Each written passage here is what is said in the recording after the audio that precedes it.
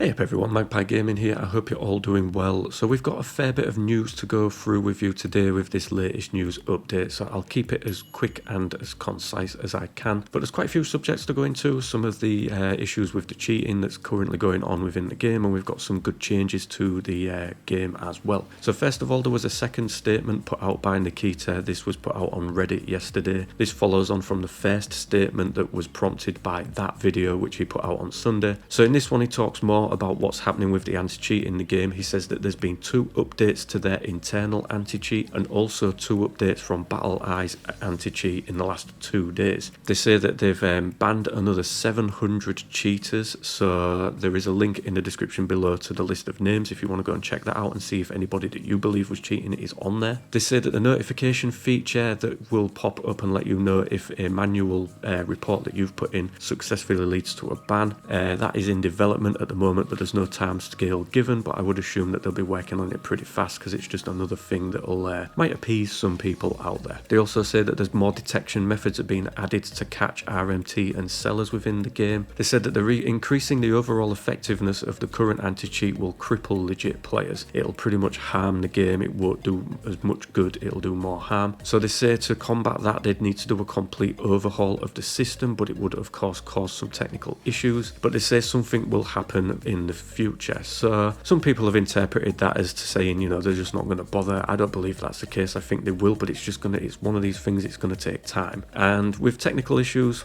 we're all sort of used to them, but if it's game breaking then it's not going to be too good. So there's a bit of a tightrope for BSG to walk there between keeping the game as clean as they can and obviously keeping it running as good as they can. But yeah, and they finish it off by saying just continue to report sus players. That's the quickest way to get people found out if they're cheating and banned. There's also been an increase in false bans. I've seen a lot of people going out onto Twitter and saying, look, I've never cheated, I was banned. I don't know about that. I don't know these people that are saying it. I'm just seeing a big increase in that, but I would think that if they're now banning more than usual, there is unfortunately going to be some people that get caught up in that with a false ban. The best thing that you can do is appeal that and hope that it gets overturned if indeed you are not a cheater. So yeah, there's a lot going on with the cheat thing at the moment. Goat, who made the original video that prompted all of this, said that he has made a second video. So far I haven't got round to watching it though, so I don't really know what's in that, but he is going to be joining Veritas and Jessica Zam on their podcast, which is going to be live on Thursday evening on Veritas's channel. Now I don't know if that's his YouTube channel or his Twitch channel. I would assume it'd be Twitch though. Then the community server that was started by some streamers and some other people, where you could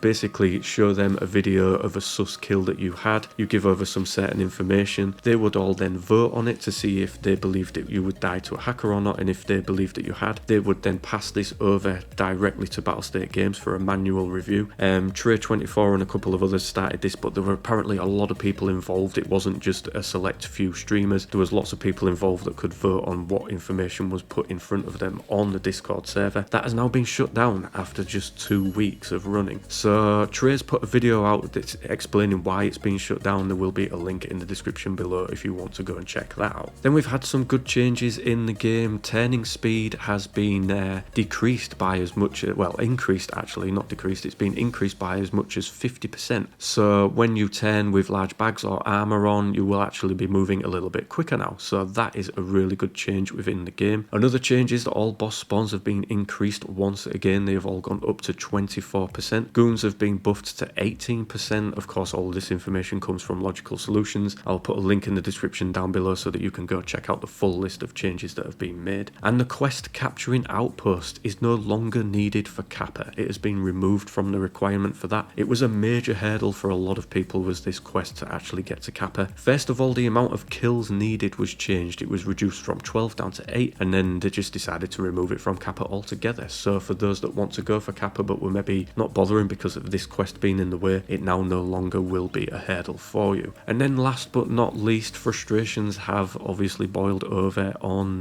Reddit with Nikita and a couple of the people that have been commenting on there, and we had this comment put out by Nikita, and I've got to say, I understand the frustrations of the players. I'm a player myself. It's not good knowing that there are a lot of cheaters in the game. It's not good knowing that I could die to cheaters a lot of the time, and some of them are blatant. We all get blatant cheaters. Other times I'll die to people, and we all die to people and think, yeah, fair play. I was crap, they was better. But could they have been cheating? Sometimes, you know, we'll just never know. So yeah, things are boiling over for Nikita on this subject. It's definitely a hot topic right now.